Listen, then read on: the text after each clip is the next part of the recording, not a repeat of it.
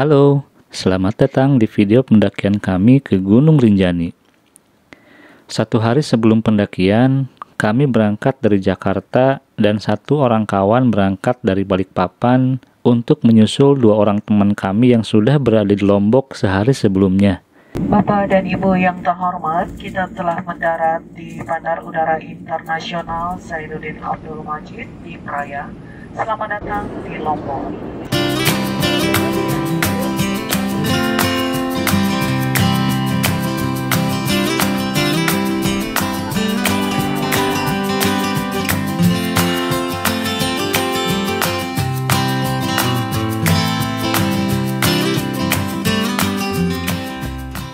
Pendakian kali ini kami menggunakan jasa TO atau Trekking Organizer. Tujuannya untuk memudahkan pada saat persiapan pendakiannya itu sendiri dan urusan setelah pendakian selesai. Sebagai pekerja yang memiliki waktu libur yang terbatas, ini tentu pilihan yang paling tepat, sehingga kami bisa melakukan pendakian ini dengan cara dan waktu yang efektif. Sesampainya di Bandara Lombok, kami dijemput mobil untuk menuju Desa Sembalun. Oh ya, guide yang disediakan oleh pihak TO tidak hanya akan menemani kami pada saat pendakian saja, melainkan sejak dari kami datang di Lombok sampai nanti di hari kepulangan. Jadi selain Gunung Rinjani sebagai tujuan utama, guide juga akan menawarkan untuk mampir ke tempat wisata di sekitar Lombok. Dengan catatan, waktunya cukup tanpa mengganggu tujuan utama. Jarak dari bandara ke Desa Sembalun membutuhkan waktu sekitar 3 jam perjalanan. Cukup jauh juga ya. Pukul 19, akhirnya kami sampai di Desa Sembalun. Malam sebelum pendakian, kami melakukan brief bersama dengan guide, membahas waktu penjemputan, pengaturan logistik yang akan dibawa porter, dan seputar teknikal pendakian besok. Harapannya agar di hari pendakian besok kita tinggal fokus pada pendakian saja. Malamnya kami packing barang-barang pribadi dan beristirahat sebelum hari pendakian tiba.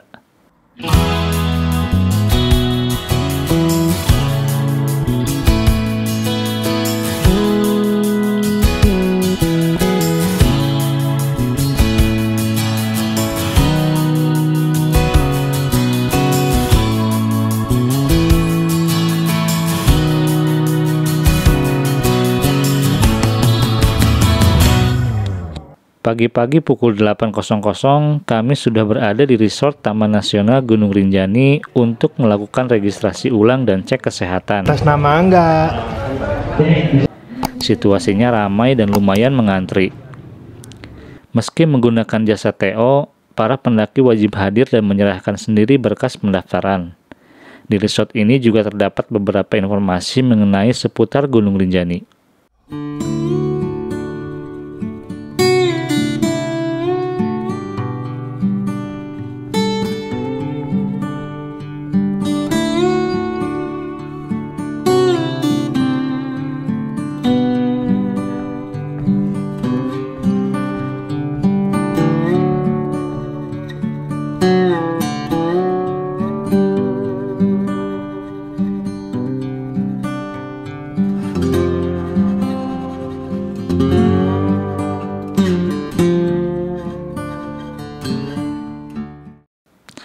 Selesai melakukan registrasi, kami lalu menuju ke base camp TO untuk berganti moda angkutan dari pick up ke ojek. Kenapa ojek? Ya, apalagi selain untuk menghemat tenaga. Ya, selain menghemat tenaga, dengan menggunakan jasa ojek ini, kita bisa menghemat waktu sampai 3 jam. Para pendaki yang menggunakan ojek biasanya akan berganti dari pick up ke ojek di pos kandang sapi, melewati pos 1 dan berhenti di pos ojek, lalu berjalan sedikit dan sampai di pos 2 Tengengean. Pukul 9:10 kita sudah berada di pos 2 Tengengean. Di pos ini terdapat gazebo, warung, dan toilet. Ini adalah toilet terakhir di jalur pendakian Rinjani via Sembalun. Di pos 2 ini dilakukan verifikasi dokumen registrasi. Informasinya, ini dilakukan untuk mendeteksi keberadaan pendaki ilegal. Ini bisa saja terjadi mengingat jarak yang jauh antara resort Taman Nasional Gunung Rinjani dan pintu masuk jalur pendakian, sehingga bisa saja pendaki tersebut langsung masuk tanpa registrasi di resort terlebih dahulu. Assalamualaikum warahmatullahi wabarakatuh. Waalaikumsalam. Sebelum kita melaksanakan riklah kalau bahasa istrinya, kita berdoa dulu. Mudah-mudahan kita diberikan kelancaran, keselamatan, kesehatan terutama, agar perjalanan ini dilindungi oleh Allah Subhanahu Wa Taala. Amin. Sebelum kita mulai berdoa. Bismillah.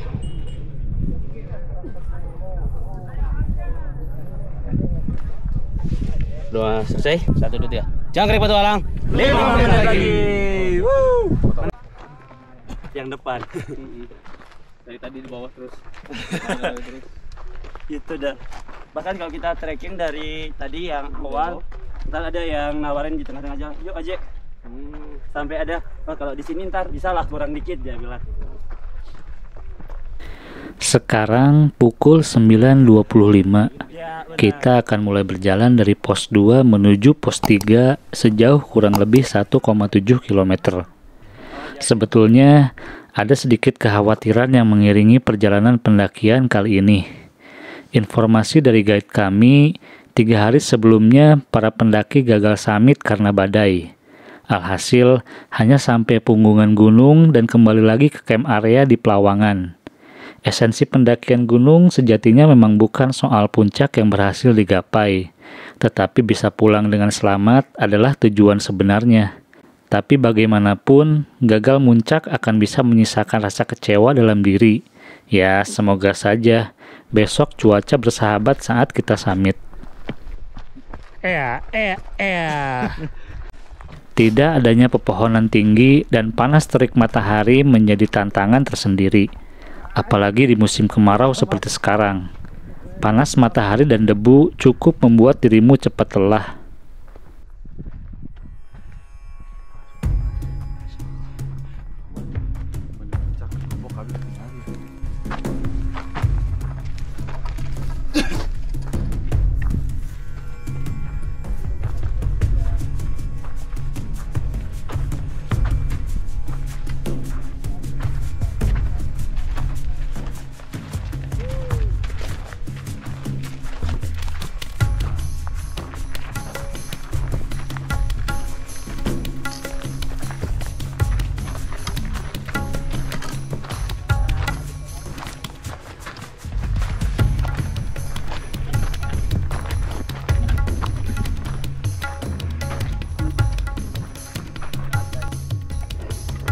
Vegetasi nah Pos Jawa nya Enak. Adem.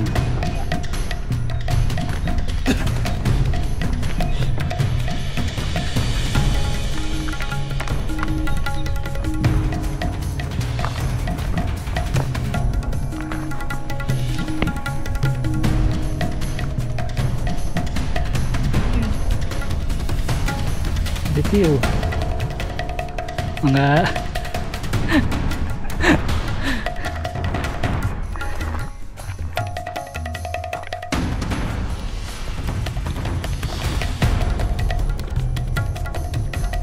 Dok. Dok.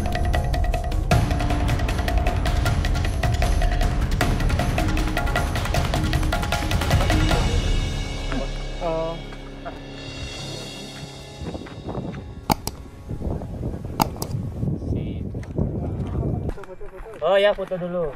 So ini Terus, hampir terus, jam terus. 10. Kita menuju ke pos 3, enggak, ini udah jam 11 malah. Kita menuju pos 3. Pos bayangan dulu baru pos 3.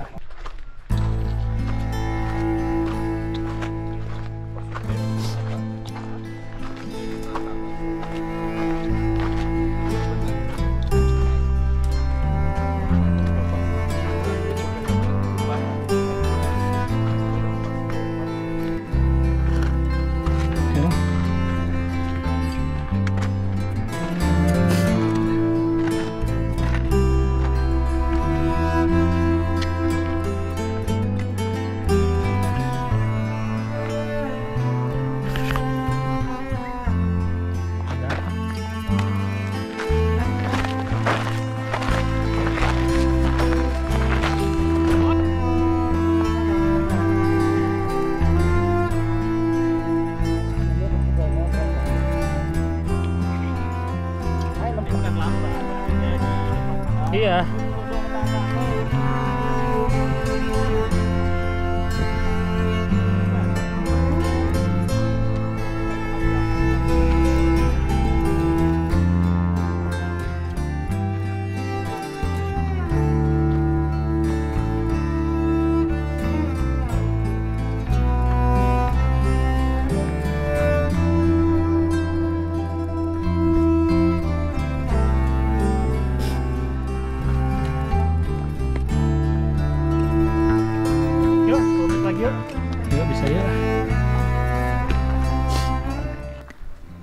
Sebelum sampai pos 3, kita akan melewati pos bayangan.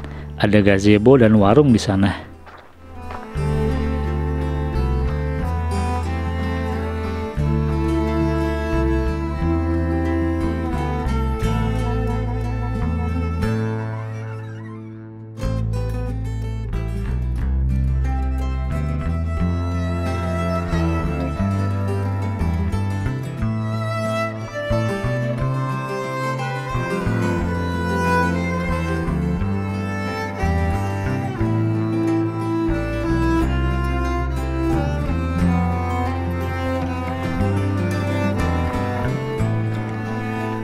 Masa?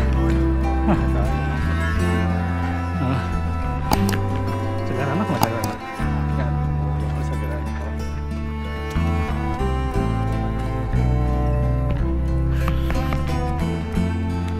Ternyata beda ya. Orang yang berpengalaman dan berpengalaman, dia tahu jalan lebih pendek. Yang berpengalaman tuh tahu. Biasa.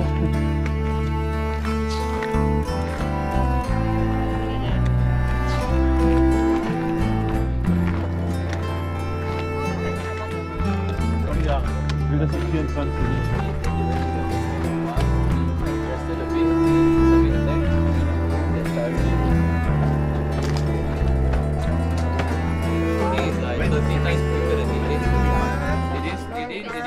Pukul 10.40, kami akhirnya sampai di pos 3. Kita akan beristirahat, makan siang, dan sholat zuhur di sini. Kedua tuh. Jangan bilang ya.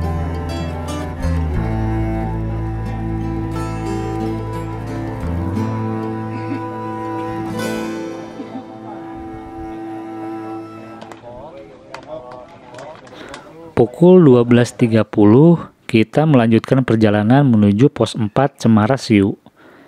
Dari sini, trek akan mulai menanjak. Sepertinya ini adalah pemanasan sebelum kita melewati tanjakan penyesalan.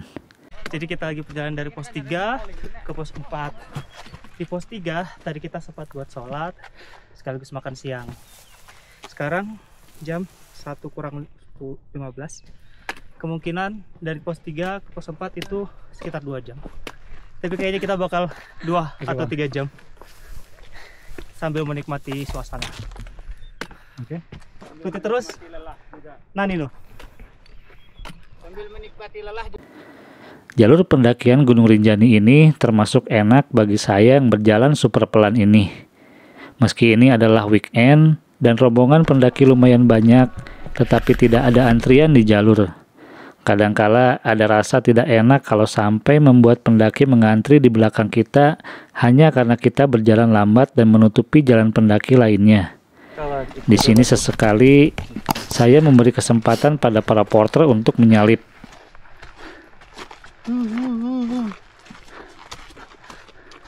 Ganti gaya tuh gitu-gitu wae. Enggak gunung gitu. Karena memang mereka berjalan cepat sekali walaupun sambil memikul beban yang berat. Hebat dan unik memang porter di Gunung Rinjani ini. Menggunakan pikulan di satu bahu bergantian dengan bahu satunya dan memakai sandal jepit tanpa berjalan dengan cepat. Nggak ada tuh hitung-hitungan ukuran torso, center of gravity, atau upsize ukuran sepatu. Semua mampu dilakukan hanya berdasarkan pengalaman mereka bertahun-tahun menjadi porter gunung. Pukul 13.45, kami sampai di pos 4 Cemara Siu. Mari kita beristirahat sejenak sambil dicas energi untuk melewati Bukit Penyesalan. 5 menit lagi.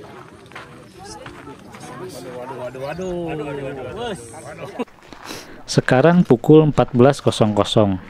Mari kita lanjutkan perjalanan supaya tidak kemalaman. Di depan kita sudah ada Bukit Penyesalan. Kita akan melewati 7 bukit yang curam dan lumayan panjang. Nyesal banget ya. Kun. Berjalan melewati Bukit Penyesalan, kenapa rasanya nggak habis-habis ya? Entah sudah bukit keberapa kami ini berjalan. Sudah nggak fokus untuk berhitung. Jangankan mengingat bukit keberapa, ini saja sudah hilang selera untuk merekam video. Pantas saja, jalur pendakian ke Rinjani tak seindah video-video yang ada di YouTube. Mungkin orang juga sudah malas untuk rekam video. Hehehehe. Ya, intinya semoga kawan-kawan bisa merasakan sendiri bagaimana indahnya dan menantangnya jalur pendakian Rinjani agar tahu gambaran asli dari video-video yang beredar di internet. Kami jalan pelan-pelan saja, supaya tidak terlalu menghabiskan energi. Simpan dulu energinya untuk jalur summit yang lebih menantang lagi besok. Letter E.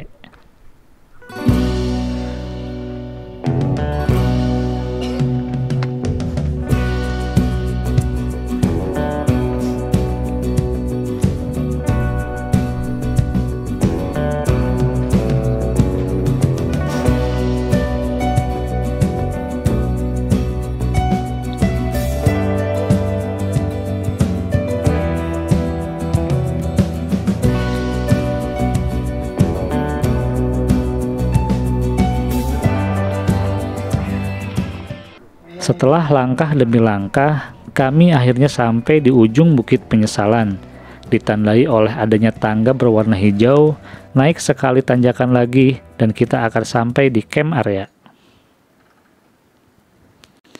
Kawan-kawan, selamat datang di Pelawangan Sembalun, tempat di mana kita akan beristirahat dan memandang keindahan Danau Segara Anak dari atas sini. Sungguh, ini adalah pemandangan yang mahal sekali.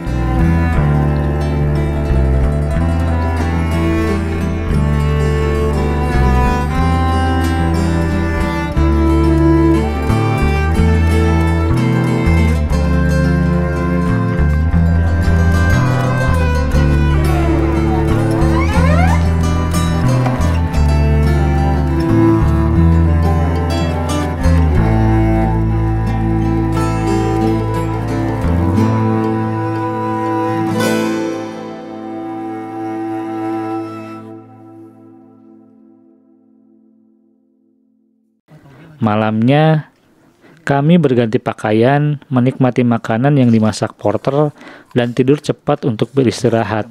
Karena kami harus bangun kembali besok pukul 1 malam untuk berangkat summit ke puncak. Sekarang sudah pukul 1 malam. Kami segera bersiap-siap untuk summit puncak Rinjani. Sarapan dulu sebelum berjalan. Mari. Oke, siap. Terima kasih. Oke, sama-sama.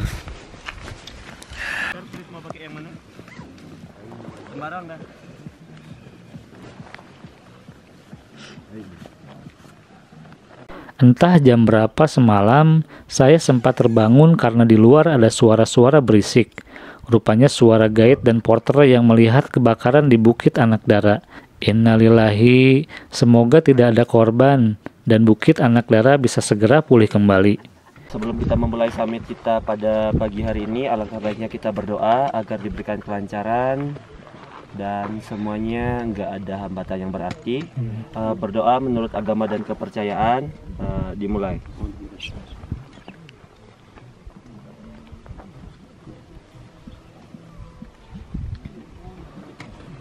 Oke, berdoa selesai.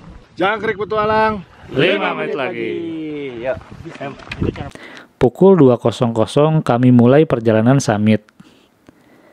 Saat kami mulai berjalan, di atas depan jalan kita sudah banyak terlihat cahaya-cahaya dari headlamp para pendaki.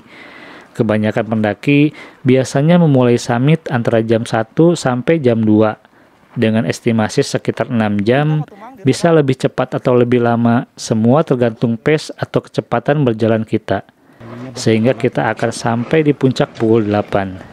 Semoga cuaca bersahabat ya. Isi apa aja? Random. Saya bawa kompor, siapa tahu mau air hangat yang di atas. Pukul 3.30 kami sampai di titik awal punggungan gunung. Sebelum punggungan ini, jalur summit berupa pasir halus, cukup padat dan tidak membuat kaki selip. Selanjutnya, kami berjalan kembali. Trek awal punggungan ini tidak terlalu curam, berupa kerikil halus, berwarna coklat dan padat. Sebelum berubah kontur dan tekstur pasir di letter E yang berwarna abu-abu. Sampai waktu sholat tiba, kami masih belum sampai di letter E. Saat kami melakukan perjalanan, kami disambut oleh pemandangan matahari terbit. Subhanallah, indah sekali melihat arunika di atas kota Lombok. Sejenak melupakan ganasnya letter E yang ada di depan kita. Letter E ini terasa panjang sekali dan langkah kita pun terasa lambat sekali. Apalagi sudah terlihat pendaki lain yang sudah sampai di puncak. Oh ya, puncak Rinjani ini terlihat jelas, meski dari pelawangan ya. Mungkin itu juga yang bikin sakit. Terlihat jelas di depan mata, tetapi butuh usaha yang besar untuk menggapainya. Ujung letter E ditandai oleh batu besar dan adanya jalur sempit di antara bebatuan besar. Sedikit lagi kita akan sampai di puncak. Pukul 8 saya sampai di puncak Rinjani. Meski menjadi terakhir yang sampai, alhamdulillah semua anggota tim berhasil mencapai puncak.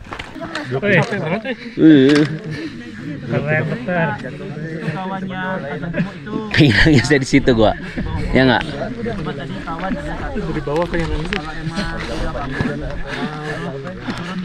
Keberhasilan ini bukan hanya tentang mencapai puncak, tetapi juga tentang perjalanan yang telah ditempuh. Setiap tetes keringat dan usaha yang dikeluarkan menjadi saksi keberanian dan ketahanan. Di puncak Rinjani, kami merasakan pencapaian yang mendalam dan menyadari bahwa tantangan yang kami hadapi telah membuat perjalanan ini sangat berarti. Jangkrik petualang 5 menit lagi. Wih. Konten Rinjani. Mahal.